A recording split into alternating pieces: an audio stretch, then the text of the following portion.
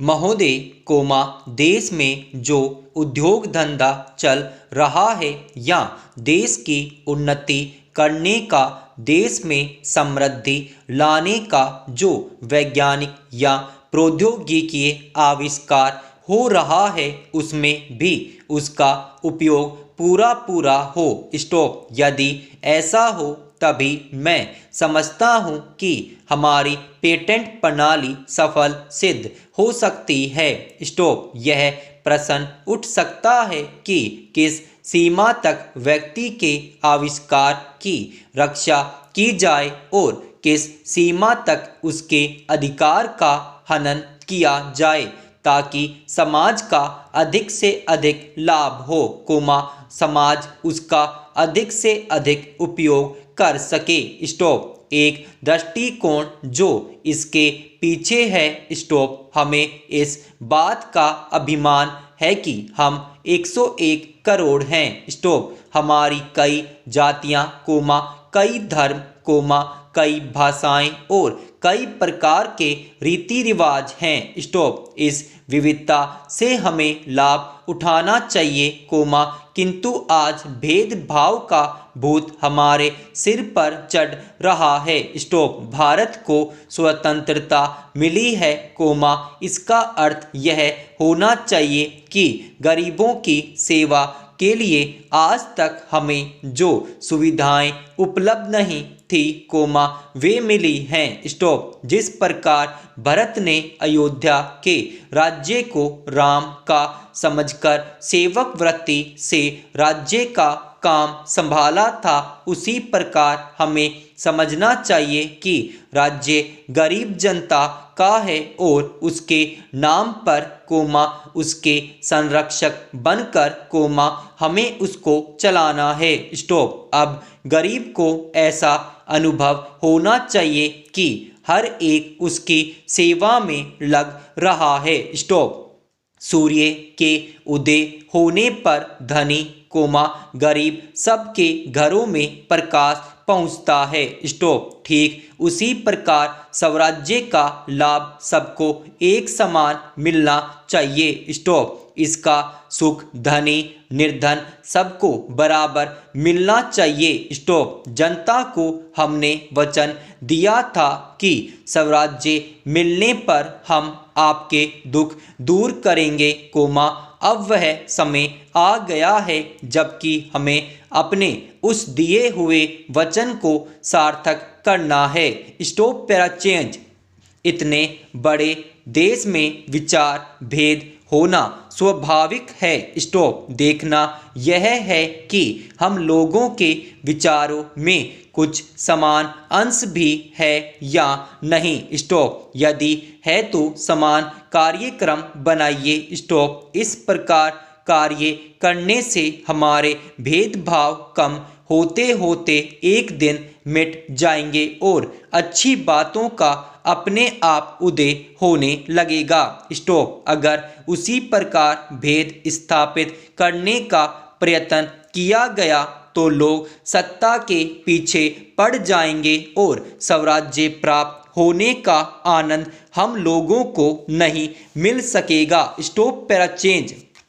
अध्यक्ष जी, किसी भी देश की विदेश नीति अपने में कोई स्वतंत्र नीति नहीं होती है, वरन वह किसी देश की आंतरिक नीति को स्पष्ट करती है। स्टॉप। उदाहरण के लिए हम अमेरिका को ले सकते हैं। स्टॉप। उसने अपने यहाँ अधिक अन्न पैदा किया और जब उसके पास अनाज फालतू बच गया तब वह अपने बकाया अनाज की बिक्री के लिए ऐसे देशों की तलाश करने लगा, जो उधार पर माल ले सकते हों। स्टॉप। किंतु हमारी आंतरिक नीति ने यह तय किया कि खर्चीले ढंग से सरकार चलाएंगे और स्वदेशी मुद्रा की कोई राशि हमारे पास नहीं बचेगी। स्टॉप। हमने कर भी लगा दिए और मुद्रा प्रसार भी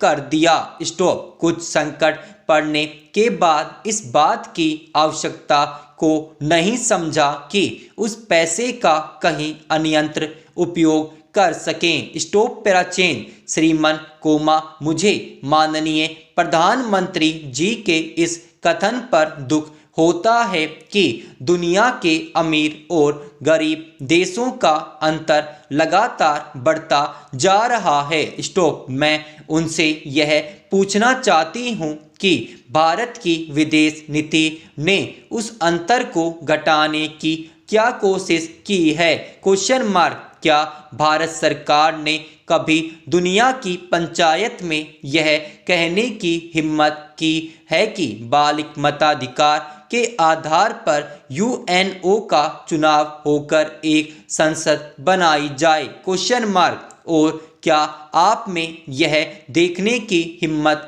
है कि फौज के हिसाब से कर लगाकर एक विकास का खाता खोल दिया जाए? Question mark. जो देश विकसित हैं उनके मजदूरों का 1 घंटा हमारे देश के मजदूरों के 100 घंटों के बराबर माना जाता है, कोमा, क्योंकि उनके पास साधन है। स्टॉप।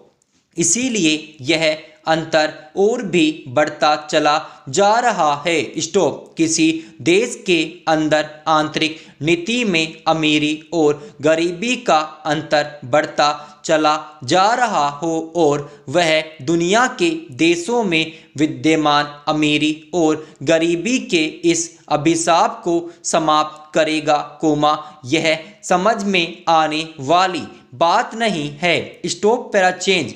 अब मैं आपका ध्यान एक और बात की ओर दिलाना चाहती हूँ। स्टॉप। पूर्वी जर्मनी को मान्यता देते हमें परेशानी होती है इसलिए कि शायद पश्चिमी जर्मनी को बुरा लगे। स्टॉप। लेकिन पश्चिमी जर्मनी ने तो अपनी रक्षा का भार दूसरों पर छोड़ दिया है। स्टॉप। उसने अपनी पूरी शक्ति इस बात पर लगा दी है कि अधिक से अधिक उत्पादन किया जाए। Question mark. आपने जो समय दिया उसके लिए मैं आभार प्रदर्शन करता हूं और आपका धन्यवाद करता हूं। Stop para change. अध्यक्ष जी, कोमा, जिस समय पाकिस्तान ने भारत पर हमला किया था उस समय उन्होंने देश की रक्षा के लिए महत्वपूर्ण कार्य किया था। स्टॉप। इसके साथ ही मैं मंत्री महोदय को यह भी स्मरण दिलाना चाहता हूं कि शायद उन्होंने इस पर ध्यान नहीं दिया कि इस बार जो राष्ट्रीय पुरस्कार मिले हैं उनमें रेलवे प्रशासन को केवल 2 ही प्राप्त हुए हैं, जबकि मैं ऐसा मानता हूं कि हमारी सेना के बाद अगर किसी ने युद्ध काल में सराहनीय कार्य किया है तो वह रेलवे प्रशासन अथवा रेलवे कर्मचारी और अधिकारी हैं। स्टॉप। इसलिए उनके मनोबल को बनाए रखने के लिए और उनको प्रोत्साहित करने के लिए रेल मंत्री को इस बात पर भी ध्यान रखना चाहिए और इसका प्रयास करना चाहिए कि जो भी इस तरह के प्रोत्साहन मिले उनमें रेलवे का विशेष ध्यान रखा जाए। Stop para change. रेल मंत्री महोदय ने अपने वक्तव्य में भी रेलवे कर्मचारियों की प्रशंसा की है या उनको प्रोत्साहन दिलाया है। स्टॉप। लेकिन यह प्रोत्साहन शांति काल में भी बना रहना चाहिए। स्टॉप।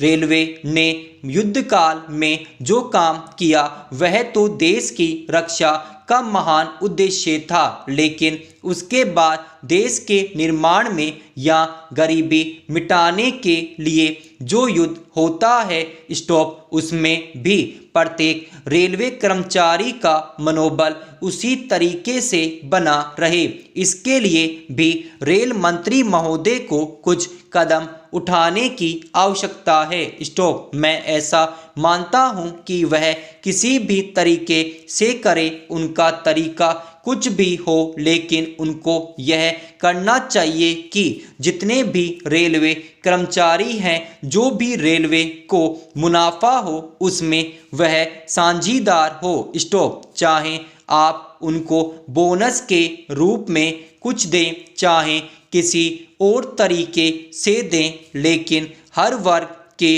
रेलवे कर्मचारी को मालूम होना चाहिए कि यदि वह देश के निर्माण के संबंध में ठीक तरह से काम करेगा तो उसको पुरस्कार के रूप में या वेतन के अंश के रूप में अपने वेतन के अलावा पैसा मिलेगा। स्टॉप। इसी प्रकार इस संबंध में मैं एक और सुझाव देना चाहता हूँ। स्टॉप। स्वतंत्रता के बाद रेल प्रशासन भारत सरकार का प्रशासन हो गया, लेकिन यह लोकसभा एक विशेष उद्देश्य को लेकर चुनी गई है। स्टॉप। यह उस कार्यक्रम का एक नमूना ही है। स्टॉप। गांधी जी ने जीवन के सभी पहलुओं पर प्रकाश डाला था। स्टॉप। धन को वे संयम से व्यय करने के हक में थे। स्टॉप।